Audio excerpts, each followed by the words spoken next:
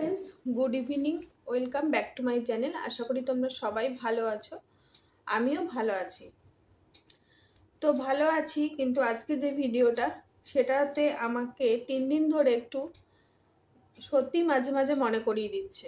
দেখো, আমি মৃত্যুটাকে কাউকে দায়ী করব না, কারণ মৃত্যু মৃত্যু। কারণ কি, অনেক সময় আমরা অনেকেই বলে থাকি যে কপালে যা লেখা থাকে না, সেটা কেউ খণ্ডাতে পারে না। আমি দুদিন আগের থেকেই দেখেছি।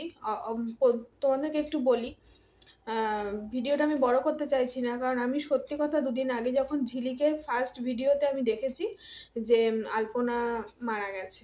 ও আমার থেকে মনে হয় বয়সে ছোটই হবে, আমি ওকে আলপনা বলেই বললাম যে মারা গেছে। আমি না ঠিক মনে করতে পারছি না যে কে, মানে এরকম। সত্যি কথা বলতে আমি আলপনার ভিডিও সেইভাবে কোনোদিন দেখিনি বা দেখতাম না।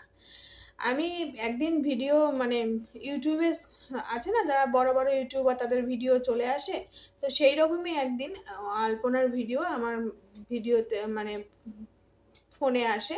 তো কোন ভিডিওটা এসেছিল, আমি আলপনার ভিডিও দেখেছিলাম, ফার্স্ট আলপনার ভিডিও দেখেছিলাম যে আলপনার বাবা কিভাবে মারা যায় সেই কথাটা ও আমাদের সঙ্গে শেয়ার করেছিল। ওই ভিডিওটা দেখে আমার খুব কষ্ট হয়েছিল ওদের পরিবারের ওপর, সত্যি কথা। আর মেয়েটা এত মিষ্টি করে কথা বলে না, ভীষণ মুখটা দেখলেই মায়া মায়া লাগতো। তো ওই জন্য আমি ওই ভিডিওটা দেখেছিলাম। আর একদিনও ঠিক মানে আমি কিন্তু নিয়মিত ভিডিও দেখি না ওর, এখনো বলছি। আমি ওই একদিন মানে হঠাৎ চলে এসেছিল বলে দেখেছিলাম। আর একদিন আমি দেখেছিলাম ওর ইউটিউব জার্নিটা, যত সম্ভব, যদি ভুল খুব না হয়, ওরই ভিডিও, ওর ইউটিউব জার্নিটা কিভাবে ও এখানে এলো এত দূর, মানে এতটা ওর পরিশ্রম, সেটাও মনে হয় শেয়ার করেছিল। সেই ভিডিওটা আমি দেখেছিলাম। এই দুটো ভিডিও আমি দেখেছি ওর।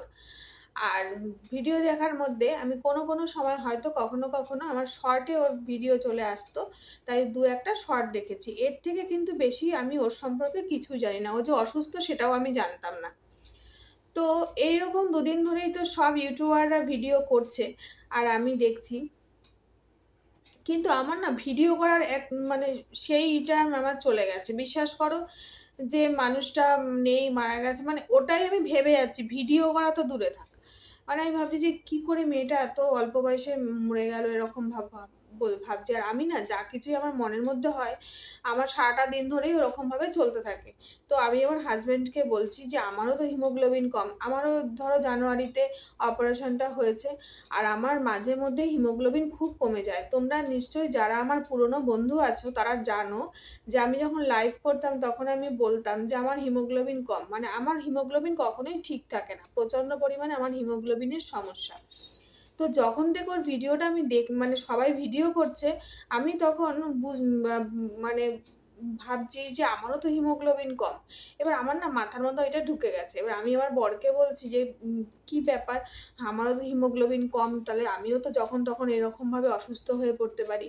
তো এরকম বারবার বলাতে আমার বর আবার ভিডিও করব মানে ওর ফোনেই সার্চ করে দেখছে যে মানে কি হয়েছিল আদৌ। আমাকে বলছে যে না না, হিমোগ্লোবিন কম হলে কি একটা মানুষ এইভাবে মারা যায় নাকি?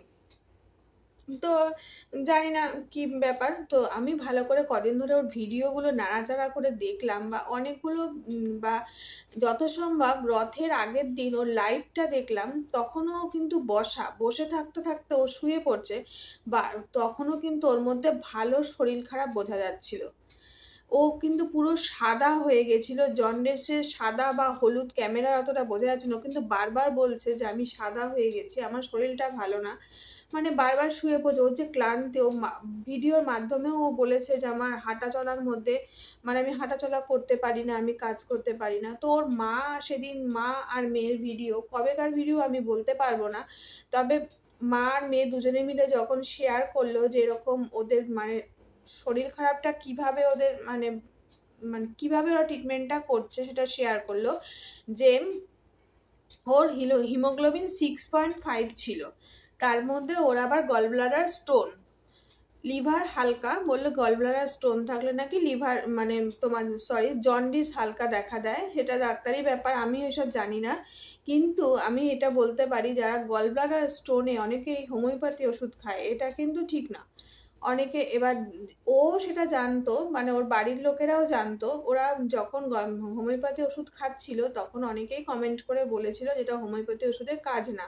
তখন কিন্তু ওরা নার্সিংহোমের সঙ্গে যোগাযোগ করে। কিন্তু দেখো, আমরা যা সকলেই জানি যে একটা অপারেশন করতে গেলে যেমন সুগার ঠিক রাখতে হয় তেমন কিন্তু হিমোগ্লোবিন, তারপরে তোমার হাই প্রেশার, এগুলোকেও কিন্তু ঠিকঠাক রাখতে হয়। কারণ আমি জানি আমার জানুয়ারিতে ওটি হয়েছে, আমাকে বারবার কিন্তু হিমোগ্লোবিনটা আমার চেক করতে হয়েছিল।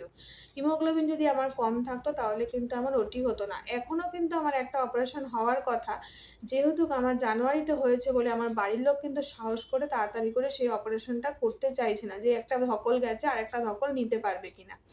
তো প্রত্যেকের বাড়ির লোকেরই না একটা স্টেপ বাই স্টেপ ভাবনা চিন্তা থাকে যে এটা হয়তো এটা হবে, এটা হয়, সঙ্গে ডাক্তাররা। তো কারো বাড়ির লোকই কাম্য নয় যে তার বাড়ির লোক, মানে যে বাড়ির বউ সে চলে যাক। কিন্তু আমি যেটা বলতে চাইছি যে ওদের যে কথাটা শুনলাম মামের, যে ওরা নার্সিংহোমে ভর্তিও হয়েছিল, যে ওরা বলেছিল আমরা 7 দিন ভিডিও দিতে পারবো না। আবার এমনও বলেছে আমরা 7 দিন ভিডিও দিইনি কিন্তু আমাদের কাজও হয়নি, আমরা যে ব্লাড দেবো বলেছিলাম বা আমার শরীরটা আমার কিন্তু একটুও ট্রিটমেন্টের দিকে যায়নি। কারণ তার পেছনেও কিন্তু তার বাড়ির লোকের কোনো ব্যাপার ছিল না, ব্যাপারটা ছিল একেবারে চিকিৎসার ব্যবস্থা।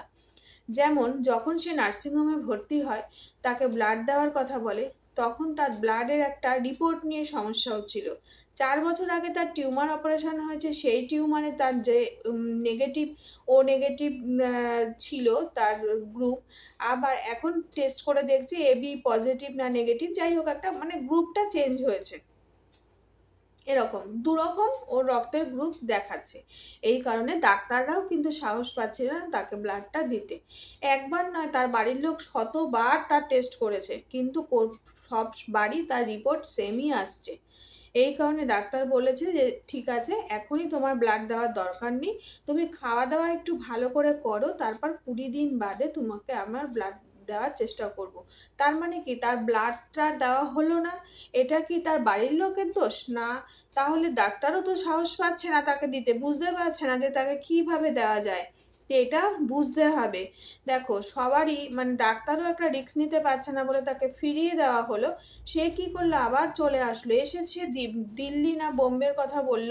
সে বাইরেও নাকি ব্লাড পাঠানোর চেষ্টা করেছিল, সেটা সম্ভব হয়নি। কিন্তু অনেক জায়গায় তার হাজবেন্ড বহু জায়গায় কিন্তু বারবার তাকে টেস্টটা করেছে তার ব্লাডটা দেওয়ার জন্য, কিন্তু রিপোর্ট কিন্তু সেমই এসেছে আগের মতো। এবার সেও ভয় পাচ্ছে যে অন্য রক্ত দিলে কি হবে, যেটা ডাক্তাররা দিতে সাহস পাচ্ছে না।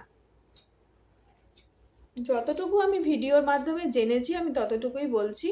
তো এইটা হচ্ছে ওর, তারপরে সেই কারণের জন্যই কিন্তু ওর রক্তটাও দেওয়া হয়নি, আর ওর কিন্তু অপারেশনটাও পিছিয়ে গেল। রক্ত না দেওয়া হলে, ওর রক্তটা যদি শরীরে না থাকে তাহলে অপারেশনটা করবে কি করে? ওই কারণে কিন্তু তারা কিন্তু অপারেশনের জন্য প্রস্তুত ছিল। কিন্তু যেহেতু ওর চিকিৎসা ব্যবস্থাটা পিছিয়ে যাচ্ছে বলে ওই কারণে ওর প্রবলেম দাঁড়িয়ে যাচ্ছে, এই জন্য ওর কিন্তু রোগটা আরেকটু গাড়িয়ে গেছে।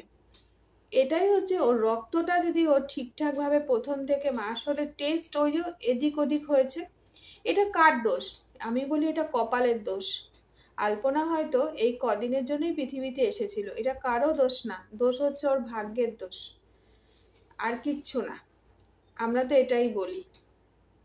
তো আমি আমি ওর পরিবারের কাছে খুবই শোকাহত, মানে কি বলবো, কোনো বলার ভাষা নেই। ওর হাজবেন্ড, ওর মাকে যে আমি কি বলবো, মানে সত্যি, মানে বারবার বিশ্বাস করো, একদম মানে কৃষ্ণকালী মায়ের নাম করে বলছি, আজকে 3 দিন ধরে যখন থেকে ওর ভিডিও আমি দেখেছি, আমার বারবার কিন্তু ওর মুখটা ভেসে আসছে। যে আমি কিন্তু এই 2 দিন ভিডিও করিনি, আজকেই করছি ওকে নিয়ে।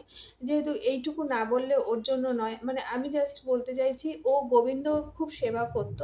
আমি ঠাকুরের কাছে প্রার্থনা করি ও যেন গোবিন্দর চরণেই ঠাঁই পায়। ও ভীষণ ভালো একটা মেয়ে ছিল, ফুটফুটে সুন্দর, আর ভীষণ মিষ্টি কথা বলে। আর ভগবান যেন ওর মাকে, ওর হাজবেন্ডকে সান্ত্বনা দিয়ে রাখে, বুঝ দিয়ে রাখে, যাকে আমরা বলি যে পাষাণ করে রাখে। আর কি বলবো, বলার কিছু ভাষা নেই।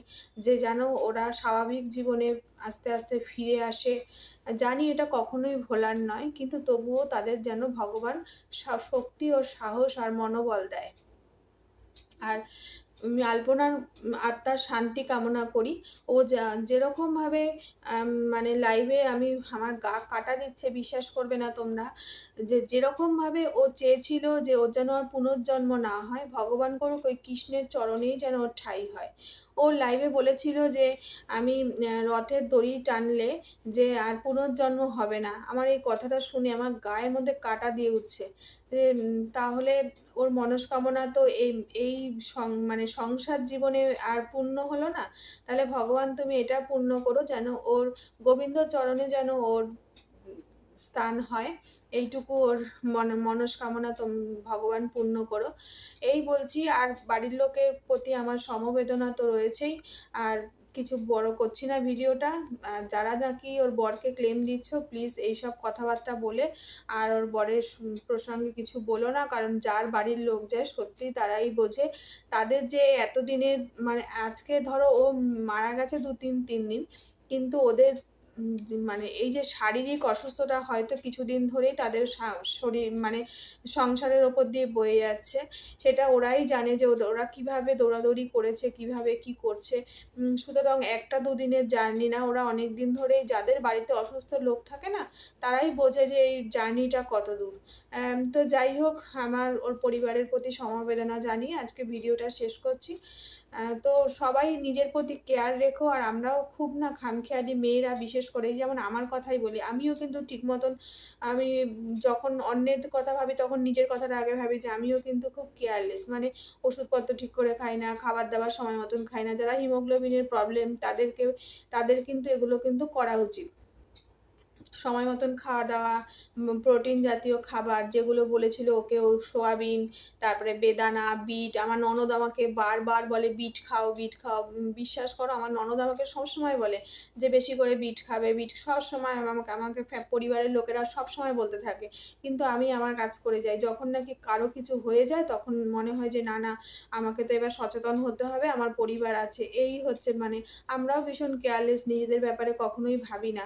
কিন্তু প্রত্যেকের প্রতি অনুরোধ, আমি নিজেও সচেতন হব। আর তোমাদেরকেও বলছি তোমরা নিজের প্রতি একটু যত্নবান হয়ে সবাই সবাই সবার কাজের সঙ্গে যুক্ত থাকো, কিন্তু নিজের শরীরের প্রতি যত্ন রেখো। কিন্তু চলে গেলে না ফ্যামিলি থেকে, যার যায় তারাই বোঝে। ফ্যামিলির লোকজনগুলো তাদের ভীষণ অসহায়তা বোধ করে তারা।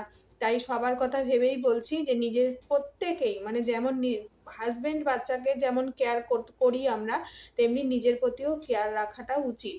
তা বলছি, হয়তো ভাবছে সবাই অনেক যে জ্ঞান দিয়ে দিচ্ছি, কিন্তু জ্ঞান নয় গো, এটা আমার একদম আমার মনের কথা। বিশ্বাস করো, নিজের শরীরের প্রতি অবশ্যই কেয়ার করা উচিত, বিশেষ করে মানে সবার কথা ভেবে, নিজের কথা ভেবে। দেখো, একা তো কখনো ভালো থাকা যায় না, সবার ভালো থাকা। আমি যদি চলে যাই, আমার মা আছে, আমার বাড়ির হাজবেন্ড আছে, আমার পরিবার আছে, শ্বশুর বাড়ির পরিবার, বাপের বাড়ির পরিবার, আমার সন্তান আছে, তাদের কি হবে? তারা তো কষ্ট পাবে। এই কথা ভেবে তো অন্ততপক্ষে নিজের প্রতি যত্নবান হওয়া উচিত। যাই হোক, আমি নিজের কথাও আজকাল ভাববো, আর তোমাদেরকেও বলছি তোমরাও কিন্তু খুব কেয়ারফুল থেকো, কেয়ারলেস হয়েও না। আর সুতরাং কি বলতো, এগুলো অন্যের ওপর পরে হয়। যাই হোক, নিজের ভালোটা বলে পাগলেও বোঝে, কিন্তু আসলে আমরা নিজের ভালো সত্যি বাড়ির মহিলারা বুঝি না। তো যাই হোক, ভিডিওটা এখানেই শেষ করছি।